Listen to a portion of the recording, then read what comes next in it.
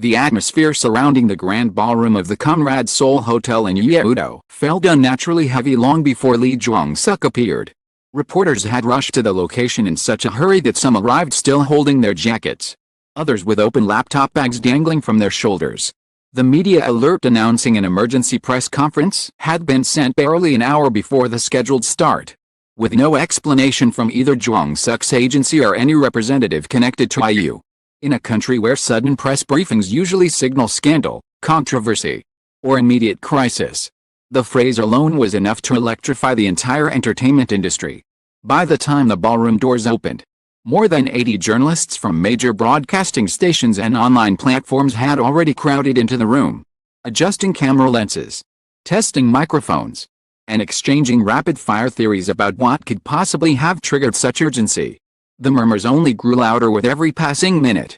Some speculated that a major dating scandal was about to break, perhaps a secret breakup or a leaked photo. Others suspected there had been an accident on set, or even a lawsuit. A few whispered about IU's recent absence from public schedules, wondering if her health had taken a sudden turn.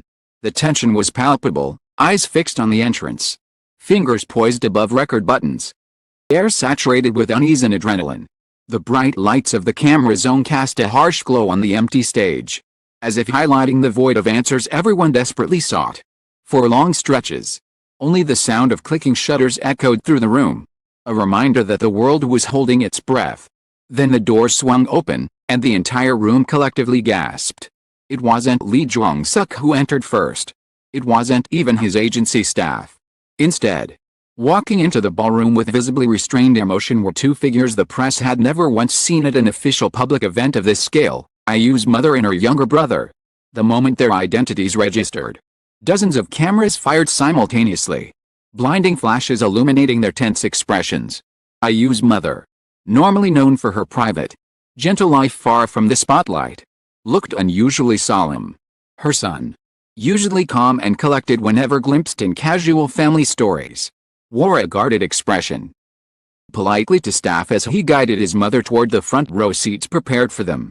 Their unexpected presence sent shockwaves across the room. This was unprecedented.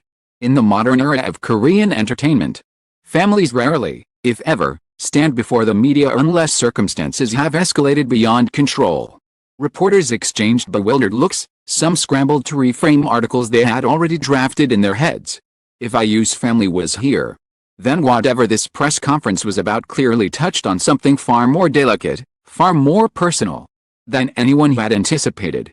A tense silence spread like fog as everyone processed the implications. IU herself was nowhere to be seen. The empty seat at the center of the stage suddenly felt symbolic, an absence filled with unspoken concern. The public had noted her quiet withdrawal from schedules in recent weeks, but no official explanation had been given. Online forums had erupted with speculation, many of them harsh, intrusive, and increasingly unfounded. And now, with her family stepping into the spotlight, the situation seemed to tilt toward the worst-case scenario in everyone's imagination. Just then, the room fell completely silent as Lee Jong-suk walked in. He entered slowly, dressed in a simple black suit, his face serious and drained of color. The usual warmth in his eyes had been replaced by what could only be described as quiet determination. He paused at the edge of the platform, bowing deeply, so deeply that several reporters instinctively stood up. The sight of him bending to a full 90 degrees sent a wave of shock through the hall. It was an apology gesture, yes, but not the kind made when an actor is caught in a scandal. This bow held something heavier, something personal and painful. When he straightened up, he gripped the sides of the podium, as though steadying himself. For a moment, he didn't speak. The silence stretched, amplified by the dozens of microphones pointed at him. The tension of the cameras clicking sporadically only made it worse. Reporters leaned in, anticipating a dramatic revelation. Instead, what they saw was the faint tremor in Jong-suk's breathing out at the crowd, and the weight of his gaze alone softened the room. "Thank you for coming on such short notice," he began quietly, his voice carrying a rawness that caught even seasoned reporters off guard. "I know the circumstances are unusual, and that many of you must be confused." He paused, swallowing once. It reflected off the small sheen of moisture gathering at the corner of his eyes. "There is someone very precious to me," he continued. Someone who has been deeply hurt by malicious rumors and unfounded speculation these past few weeks. Today, I am not standing here as an actor public figure. Standing here as a person who cares for her. And as someone who cannot remain silent while she is being harmed. A ripple of murmurs swept through the room. The focus sharpened instantly. This was no ordinary press conference. A declaration, a shield. Jong-suk lifted a sheet of paper. But his hands shook just slightly. A detail picked up by the close-range camera feeds. He didn't read from it immediately. Instead, he lowered it again, choosing to speak directly. For the past 3 weeks, he said slowly, false stories have been created, twisted, spread like wildfire. You have all seen them. Claims that IU is suffering from mental breakdowns. Claims that her family is in conflict with me. Claims that she intends to suddenly retire. Claims that I pressured her into stepping away from public life. And countless others that I will not repeat. The room grew colder. Even those who had quietly entertained such rumors felt a sting of guilt. These stories are not only false, he continued. They have caused real pain. To her. To her family. Everyone who cares about her. His words hit with controlled conviction. Yet beneath the professionalism, his voice betrayed a deeper emotional strain. He tightened his grip again, as though fighting to keep his composure. She hasn't said anything because she is exhausted, he said, his voice softening. But silence should never be mistaken for admission. Simply the only choice she had while she was enduring endless attacks. Several reporters lowered their cameras. Jong-suk took a breath, one that visibly trembled. When he spoke again, his voice broke just enough for everyone in the room to feel it. She has suffered enough. That single sentence seemed to freeze the entire ballroom. His eyes glistened, though he blinked the tears away before they could fall. It wasn't dramatic, it wasn't exaggerated. It was human. It was the voice of someone who had reached his limit watching someone he cared for be relentlessly targeted. Behind him, IU's mother lowered her gaze, pressing her hands together on her lap. Her expression, though composed, held years of worry only a parent could understand. Her son leaned forward slightly, as though ready to support her if she faltered. Presence had already stunned the press. But now their quiet suffering made sense. Jong-suk continued, his tone steadying even as emotion lingered. Over the past few weeks, family has received harassing calls. They have been followed. They have been cornered by people desperate to confirm baseless stories. IU herself has been bombarded with cruel messages. None of this is something any person, celebrity or not, should endure. He finally glanced at the family seated behind him. Soft shift in his expression was unmistakable, respect, apology, devotion all wrapped into one moment. Is not here today because she needs rest, he explained gently. And because I didn't want her to stand in front of all of you in this condition. I asked her family to allow me to speak on her behalf. They have graciously agreed. Reporters typed frantically. Their faces were visibly shaken. The harshness of the rumor culture had rarely been addressed so personally. And never with such vulnerability. Jong-suk returned his gaze to the press. I know some of you are wondering why IU's family is here, he said. The answer is simple, they, too, have suffered because of these lies. And today, I want to present a united stance, not only to deny falsehoods, but to prevent further harm. His voice deepened slightly, carrying a seriousness that felt heavier than the walls of the ballroom. This is not a confrontation, he said. This is a plea for truth. The ballroom seemed to grow quieter with each word. He placed the paper down, no longer needing it.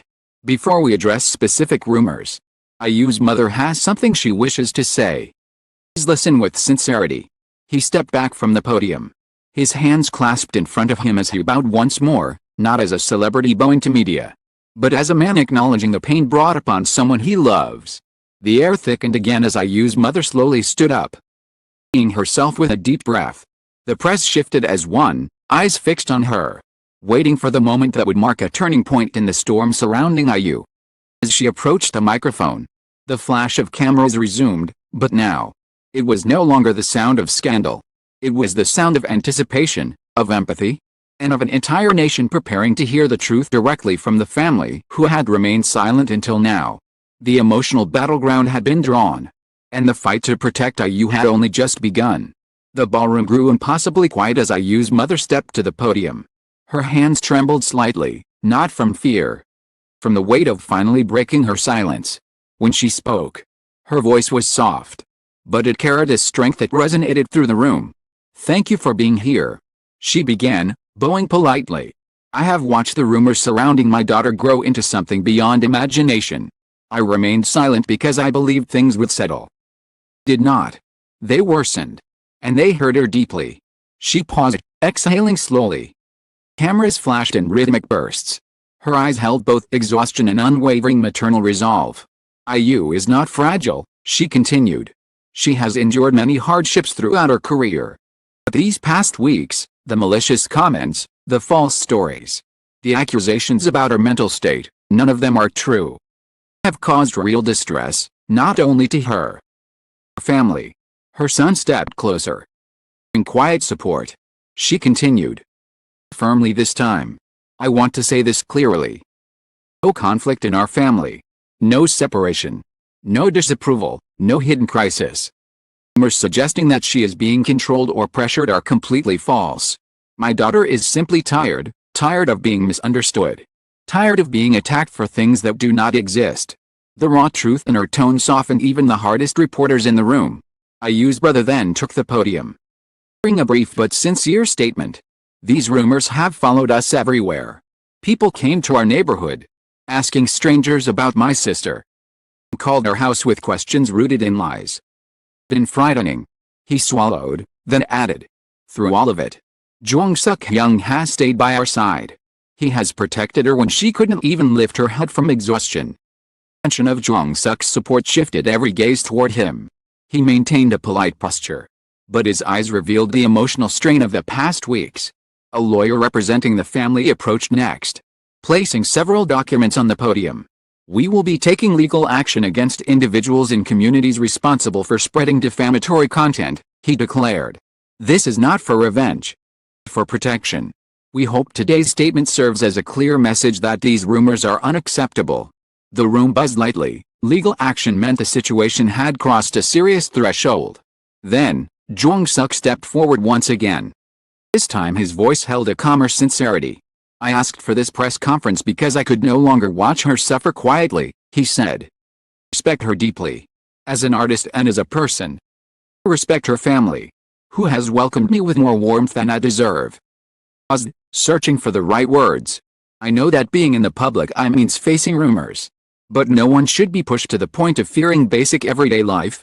IU did not stand here today because she needs rest, and because I want her to rest. If there is criticism to face, I will face it. If there's misunderstanding, let it be directed toward me." His dipped, gentle but firm. "I will protect her." Not as a statement made under pressure, but as a promise. It was not dramatic. It was not showy. It was simply the quiet truth of someone who cared deeply. Spoken in a room full of cameras that had expected scandal but instead captured sincerity. Reporters finally began asking questions. The tone had shifted entirely. No one pushed aggressively. No one sought controversy. The mood was respectful, almost tender, as though everyone understood that the people before them were not symbols of celebrity, but a family enduring emotional pain like any other. The conference neared its end. IU's mother bowed once more. "Please give my daughter time," she said softly. "She will return when she is ready. And when she does, I hope the world will greet her with kindness." Final plea. The family stepped back. Jong-suk guided them gently down from the stage, putting himself on the outer side as though shielding them from the flash of cameras. It was a small detail. It spoke volumes. The emergency press conference had begun with confusion, fear, and speculation. It ended with clarity, unity, and a portrait of love, romantic and familial, strong enough to stand against the swirl of falsehoods. Outside the Conrad Seoul, the winter air felt cold, but the public's reaction was already warming. Social media flooded with messages of support. "IU, we're with you. Jong-suk did the right thing. Protect them both." And for the first time in weeks, the story around IU shifted, not toward scandal, but toward compassion.